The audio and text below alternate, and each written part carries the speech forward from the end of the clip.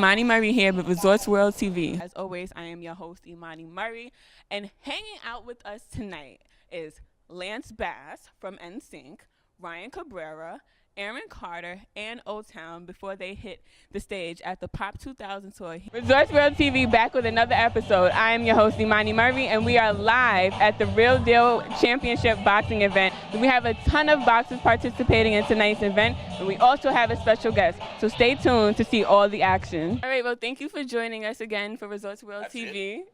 Yeah, we got to make it quick. What's this? I heard about this hard-hitting crucial interview. Imani Cronkite. Imani Reasoner. No, thank you for your time. Thank you. You have a bright future ahead of you. Thank you. I You're appreciate going places. that. Being on Shark Tank, I'm sure you've heard some crazy ideas. I have. What is the most bizarre idea you've ever been pitched? You know what? One is coming out this season, so I can't say it yet.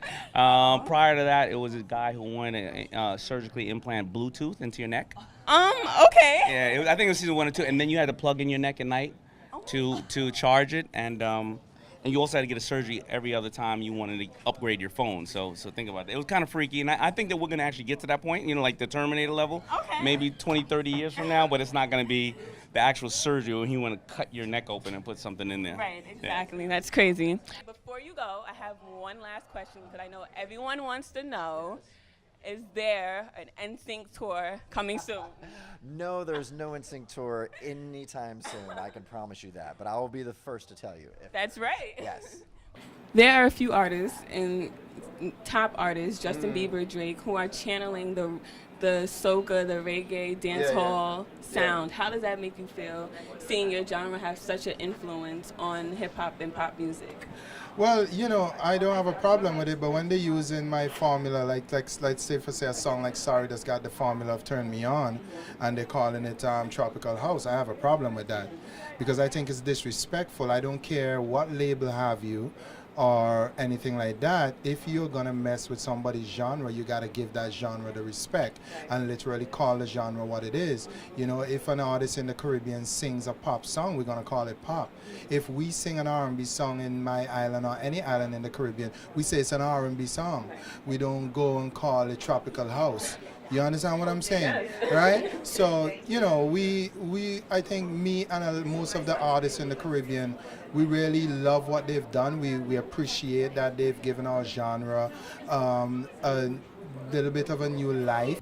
But I love making music and I love producing music, and I have a MIDI controller tattooed on my arm, and so it kind of signifies that I love music, and I just love making it, and it kind of gets my head out of things. And even all the songs I did on the Love album, I made all of those based upon how I was feeling, and this not just to go and make a beat. It was a feeling, and dumb stuff I was going through in a relationship, and that was kind of my escape.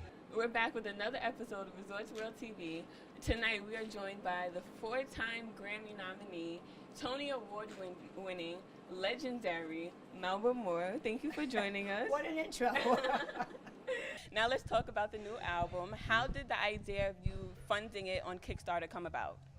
Well, we didn't know if we were going to do this again. So we were on tour. We were on My 2K. It was a tour that we did a couple years ago with 98 Degrees. And we had a deal in place. And that deal was about to go away. And we decided, well, if we're going to go again and we're going to do this again, we're going to let the fans decide and tell us whether or not we were going to do it again. And they spoke very loudly and kind of made the choice for us. Yeah. And that's really why we're still here, because they asked us to. Nice. Well, would you suggest that platform to new artists to actually fund their projects that way, or? Absolutely. Yeah, I think it's a great way, because you don't necessarily have to have a huge fan base, or you have friends, you have family. With social media, everyone's talking, and if you can give them a tease of something that they would like to invest in, and I think it's a great way, Thank you for tuning in today. I hope you enjoyed our special guest.